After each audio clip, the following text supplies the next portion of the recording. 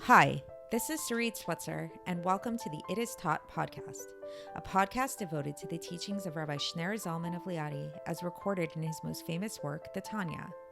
My hope for this show is to make these teachings accessible and relatable to the average person, regardless of prior Jewish education or affiliation.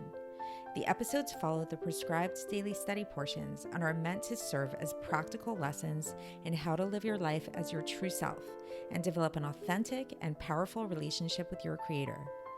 I have personally experienced the effects the study of this work has had on me, and I'm excited to share what I can of this knowledge with you. So please join me on this journey of learning, self-growth, and connection with your source.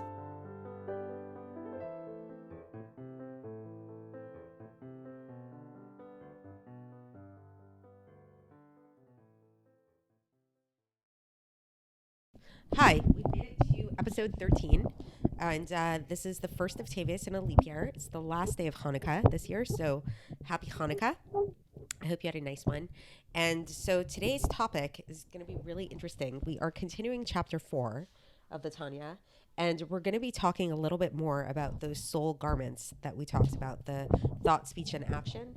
And we're going to mention something very interesting about them, namely that they actually are from a higher place than the soul itself.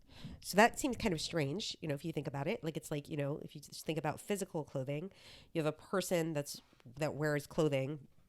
So, if you had to think about it, what is higher, the person or the clothing that they wear, you'd probably think it was the person. But in this case, when we talk about spiritual clothing, the spiritual clothing actually come from a higher place than the soul itself. And we will explain why that is. So the reason why is because these three spiritual garments their origin is actually in Torah and mitzvahs. So how is this the case? What does that mean exactly, that these three garments come from the Torah and mitzvahs? So what is Torah? We'll start there. So when we talk about Torah, those of you that might have some familiarity with it, and even if you don't, then this is the way that we'll explain it is essentially the Torah, the Jewish Torah that we talk about, is the wisdom of God. It is the wisdom of our Creator manifest in that book, in the book that we call the Torah. And not only is it his wisdom, it's also his will. And the will part is manifest in the sense that the Torah contains within it the different commandments. He tells us within the Torah what he specifically would like us to do, how to live our lives to the best of our ability to fulfill his purpose for the world. The purpose of which we're going to talk about in later sections of Tanya. But for now, what's important to know is that the Torah basically could be defined as being the wisdom and will of God. Now, if you remember, what we've learned about previously here, if you've been following our podcasts, is that God and his wisdom are one and the same. So the way that God's wisdom is different than our wisdom is just that. So in a person, we think about different things and we contemplate different ideas, and those things that we know and that we are wise about is separate from who we are, essentially. But with God, as the Rambam explains it, it's all one and the same. He is the knowledge, the knower, and the known. So it's all interconnected.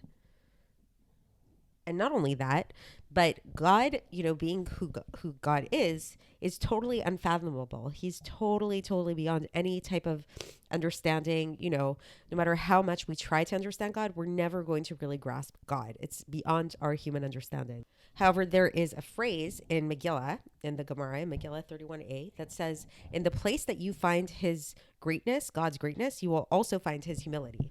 And now what does this refer to? This is referring specifically to this whole topic that we're talking about here, about the garments of the soul and the mitzvahs and everything. So what that means is that, yes, essentially God is unknowable. He's beyond reason. He's beyond understanding and all of that. However, he willed it so that his wisdom would be grasped by us. So how did he do that? Is he took this wisdom of his, this very, very lofty and unfathomable wisdom, and he constricted it into the 613 commandments of the Torah. And also into the letters of the Tanakh, of the Torah that we know.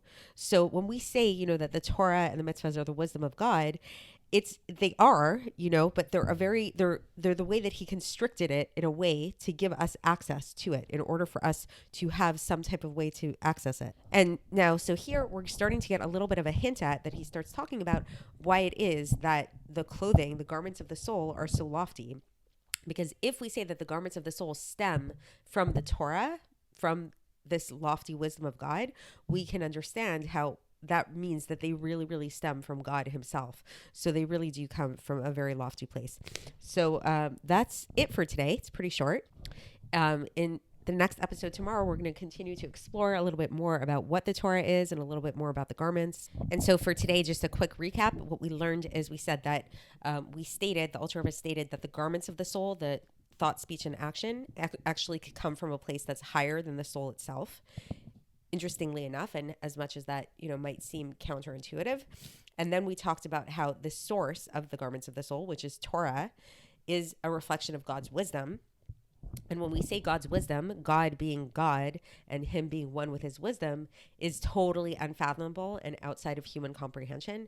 However, what God did, because he wanted his wisdom and will to be accessible to us, he constricted that into the Torah and into the 613 commandments, which we perform by virtue of these garments of the soul.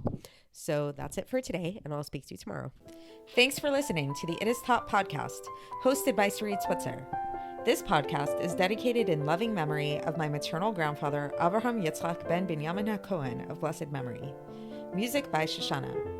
If you enjoyed this episode and would like to support the show, please share it with others and subscribe on YouTube, Apple iTunes, Spotify, or wherever you listen to podcasts. And make sure to leave us a 5-star review. To find out more about the It Is Taught project, including more information on my soon-to-be published book, please visit our website, itistaught.com. To catch the latest from me, follow me on Facebook, Instagram, and Twitter. Looking forward to speaking with you tomorrow, and until then, have a great day.